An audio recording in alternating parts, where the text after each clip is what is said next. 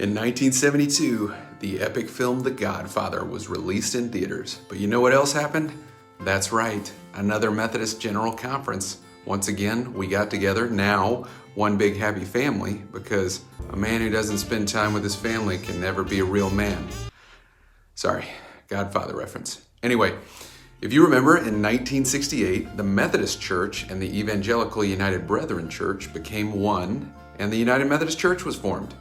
At that uniting conference, a commission was formed as well. This group was formed because each church brought with it its own set of doctrinal standards of what it holds as orthodox belief in its own denomination. The Methodists had the Article of Faith, and the Evangelical United Brethren had their Confession of Faith. So, Albert Outler, the Wesleyan scholar, headed the commission and brought its report to the 1972 General Conference. This report became part 2 in the 1972 Book of Discipline. What? You don't have a 1972 Book of Discipline? That's okay. You can take the discipline but leave the cannoli. Wow. Now, the commission had been given its orders, which were to bring to the General Conference of 1972 a progress report concerning doctrine and doctrinal standards in the United Methodist Church.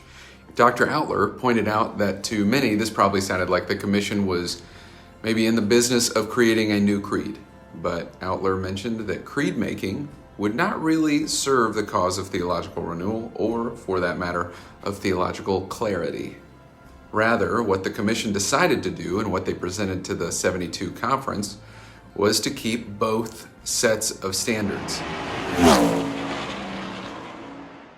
Both could remain, and the commission shared that what the church really needed was an additional statement that explained the United Methodist Church's doctrinal stance and expressed its mode of being theological. Now, a major innovation in their statement was the introduction of the quadrilateral, which we've talked about in a previous episode.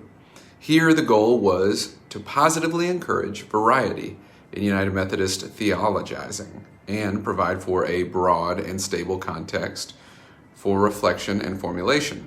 In Outler's proposal and introduction of this huge section of the discipline devoted to theologizing, he articulated that the commission's reasoning for keeping two doctrinal standards is as follows, and this is a heavy oversimplification. I cannot stress that enough, but here it goes. Part of what makes us Wesleyan is that we think and let think.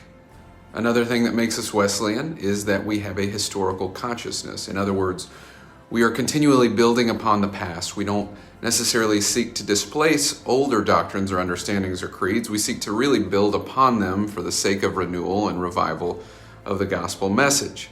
Thus, we are keeping both doctrinal standards and adding sections surrounding those standards that help us understand how Wesleyans do theology, all to leave room for the future theologians to scribble their contributions in the margins as well. That is my best effort at Outler's introduction to explain why we kept the two standards. I probably left some stuff out. I know I did. Now, in the final paragraph of his statement, Outler had this to say: "This report lays the foundations for the still further development of a stable theory of doctrinal interpretation in the United Methodist Church. It is offered less as a legislative statute than as an act of encouragement and enablement. We have tried to open the way for the widest possible participation of United Methodists in the mutual task of the teaching church. Instead of presuming to tell our people what to think, theologically, we have tried to offer basic guidance as to how we may all do theology together, faithful to our rich and yet very diverse heritage, and yet also relevant to our present ideological confusion." So, 1972 was largely the moment that the United Methodist Church opened its umbrella and became an even bigger theological tent. Some have argued that Outler's contributions at the time saved the church but paved the way for a greater lack of clarity. Outler himself later seemed disappointed with the lack of follow-up by the General Conference in an ongoing process of cumulative development and quadrennial revision. Some have suggested that perhaps we simply should have left the two doctrinal standards as is and not tried to do too much.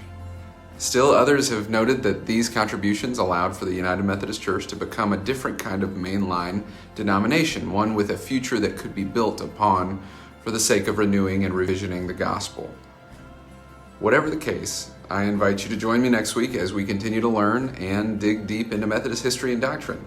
And that, my friends, is an offer you can't refuse. Unless you do refuse it, then you